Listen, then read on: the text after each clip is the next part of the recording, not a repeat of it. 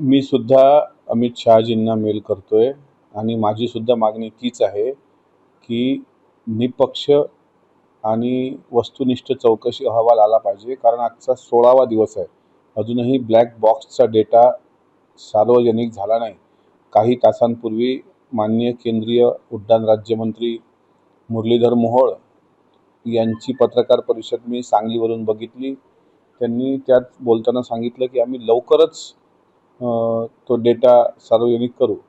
लवकरच म्हणजे किती वर्ष, किती महिने, किती दिवस, किती तास ह्याचा टाइम बॉन्ड पिरियड मात्र त्यांनी दिलेला नाही। दुसरी गोष्ट अशी आहे की ब्लॅक बॉक्सचा डेटा होईल तेव्हा होईल सार्वजनिक, CCTV फुटेज तरी निदान आलं पाहिजे की देवगिरीवरून विमानतळ आणि विमानतळावरून विमानात बसण्यापर्यंत दादांच्या सोबत किती लोक होती, कोण कोण होती, एवढं जरी आम्हाला CID चौकशीत 15 दिवसाच्या आत मिळालं असतं तर समाधान भेटलं असतं।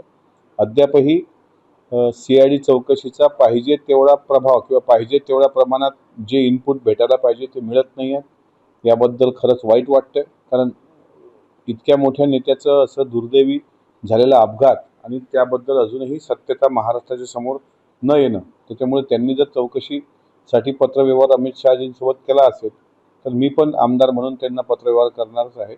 आणि याची बारीक चौकशी झाली पाहिजे, बारीक निरीक्षणं नोंदवल्या गेली पाहिजे, कोणाची नेमकी चूक आहे ते लक्षात आलं पाहिजे। कारण आता असं कळतंय की त्या धावपट्टीवर यापूर्वी 9 विमान अपघात झालेली आहेत, 9 वेळा।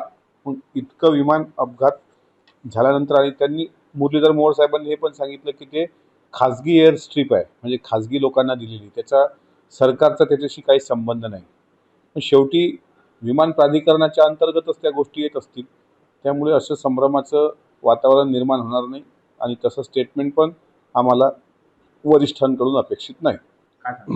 त्यात भयंकर अंगावर काटा आणणारा तो व्हिडिओ आहे की सर्व बेचिराख झाल्यानंतर सुद्धा त्यात एक स्फोट होतो आणि गावकरी धावून पुढं पडतात।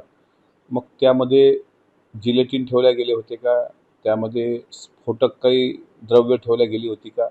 म्हणजे काही दिवसांपूर्वी खासदार बजरंग सोनवणे यांच्या पत्रकार परिषदेत जसं त्यांनी शंका व्यक्त केली होती की यामध्ये स्फोटक आहेत का, तशीच एक शंका या निमित्तानं पण निर्माण झाली की स्फोट होता की त्यात स्फोटके ठेवली होती।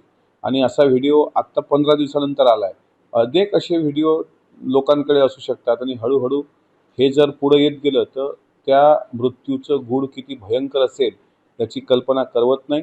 आणि जर त्या स्फोटक असतील, कारण मला जेवढी माहिती मिळते विमान धावपट्टीला स्पर्श करण्यापूर्वीच स्फोट झाले होते, म्हणजे स्पर्श केल्यानंतर जर स्फोट झाले असते, आदळल्यानंतर स्फोट झाले असते तर समजून गेलो असतो आपण विमान अपघात आहे। पण विमान टच होण्याच्या पूर्वीच स्फोट झाले म्हणजे स्फोटके ठेवल्या गेली होती का, स्फोटके ठेवल्या गेली होती की स्फोट होता? आणि ज्या कोणा शहाण्या लोकांना वाटत असेल की हा अपघात आहे तर त्यांनी तसा सिद्ध करून दाखवावा की हा अपघातच आहे, म्हणजे आमच्या शंका दूर होतील। महाराष्ट्रातील ताज्या बातम्यांसाठी बघत रहा टाइम्स टुडे TV। सोबतच शेअर करा, सबस्क्राईब करा आणि बेल आयकॉन प्रेस करा।